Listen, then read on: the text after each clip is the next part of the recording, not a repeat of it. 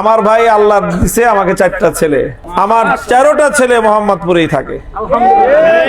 এক ছেলে আমার এই যে আপনাদের এখানে এই যে খ্রিস্টানদের যে কবরস্থানের সাথে জামিয়াতুল উলুম মাদ্রাসা, আমার এক ছেলে কলিজার টুকরা এখানে একটা পড়ে, আর সবচেয়ে আদরের ছোট যেটা 40 ফিটে পড়ে, এখানেই থাকে, এখানেই খেলাধুলা করে। সপ্তাহে একদিন মানে 24 ঘন্টার জন্য বাসায় যায়, তাও প্রতি সপ্তাহে 24 ঘন্টা ছুটি পায় না।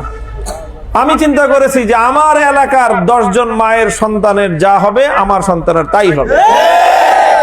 আমি যদি 10 জন গরিব মায়ের সন্তানের ভালো কোনো ব্যবস্থা করতে না পারি, তাহলে আমার সন্তানের জন্য আলাদা কোনো ব্যবস্থা করার অধিকার আমার নেই। আমি নিজে, আমার বাপে আমাদেরকেও এই এলাকায় রাখছেন, এই এলাকায় বড় হয়েছি আমরা। এই যে 7 মসজিদ মাদ্রাসার সাথে পড়াশোনা করছি এখানে। আমরা যখন এই এলাকায় আসছি বেরিবান তখন হয় নাই। এই যতগুলো বাড়িঘর দেখেন, এই বাড়ি ঘরগুলোর প্রত্যেকটার মাটির নিচে আমাদের ফুটবল খেলার ছাপ আছে। বিকালবেলা এখানে খেলাধুলা করতাম, সন্ধ্যার পর থেকে মাদ্রাসায় পড়াশোনা।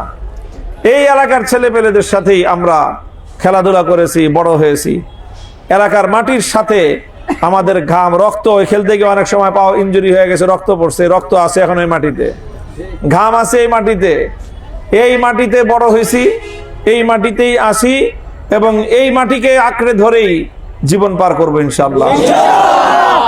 কাজেই আমার শপথ হলেই এই মোহাম্মদপুরের মাটি, যেটা আমাদের নবী মুহাম্মদ সাল্লাল্লাহু আলাইহি ওয়াসাল্লামের নামে যে এলাকার নাম, এই এলাকাটাকে ইনশাআল্লাহ সোনার মদিনার মতো মুহাম্মদ সাল্লাল্লাহু আলাইহি ওয়াসাল্লামের আদর্শে আলোকিত, নিরাপদ, শান্তির মোহাম্মদপুরে পরিণত করবো ইনশাআল্লাহ।